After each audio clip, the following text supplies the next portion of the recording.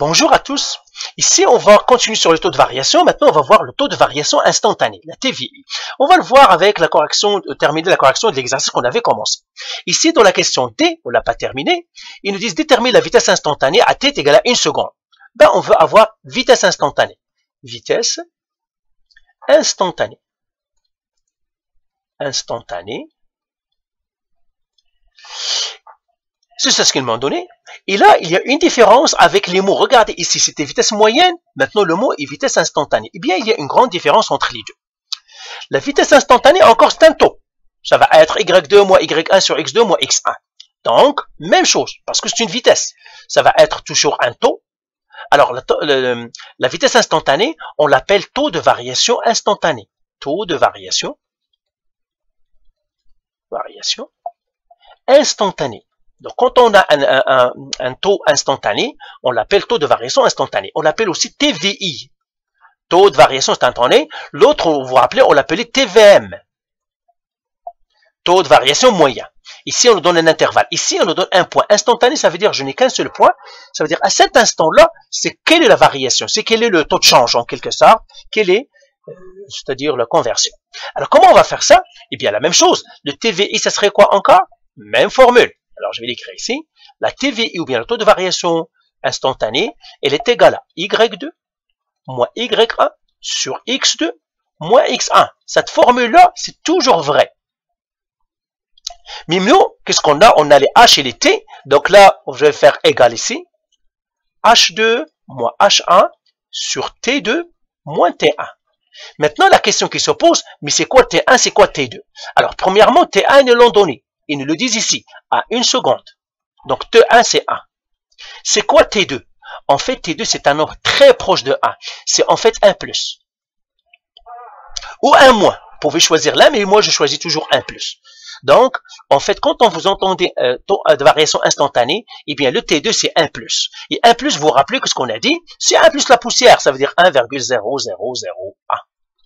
Et bien, voilà, j'ai mon T1 et mon T2. Donc, quand vous entendez instantané, eh bien, j'ai la valeur qu'il me donne, et puis le proche de cette valeur-là. Et bien maintenant, c'est tout. Donc, j'ai fait T1 égale à 1. Mais ça, H1, on l'a calculé, c'était 645,1. Maintenant, je prends T2. Mais T2, c'est le 1 plus. Et le 1 plus, c'est quoi? C'est 1,0001. Et là, je calcule le H2. Alors là, faites attention. Le H2, vous devez prendre tous les chiffres que la calculatrice vous donnerait, sinon vous aurez une erreur de calcul. Ça ne fonctionnera pas. Donc ici, je vais faire moins 4,9 fois 1,001 au carré plus 650.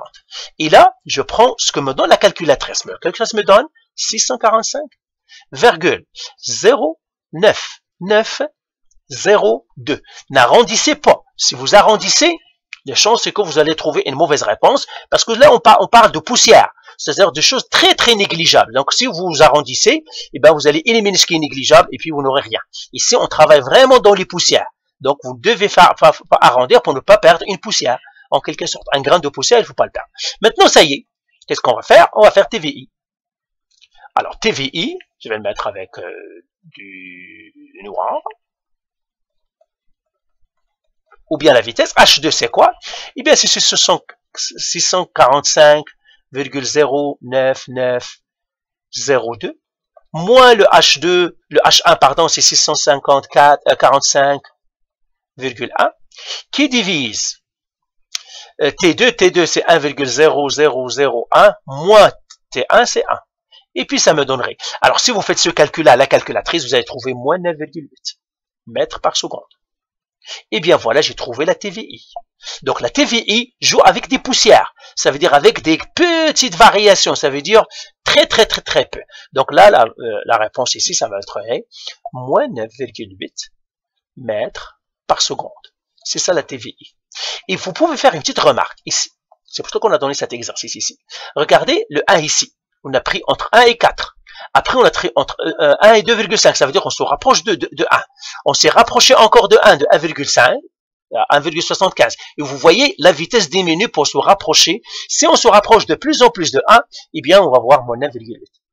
Alors, il se peut que vous dites, est-ce que j'aurais pu prendre un moins? Par exemple, j'avais T1 égale à 1. Et puis, T2, est-ce que j'aurais pu prendre un moins? Ben oui. Parce que un moins aussi, c'est un voisin de 1. Vous auriez pris le 1 plus celui voisin gauche. Au droite, ça ne changera pas de réponse. OK? Allez, bye.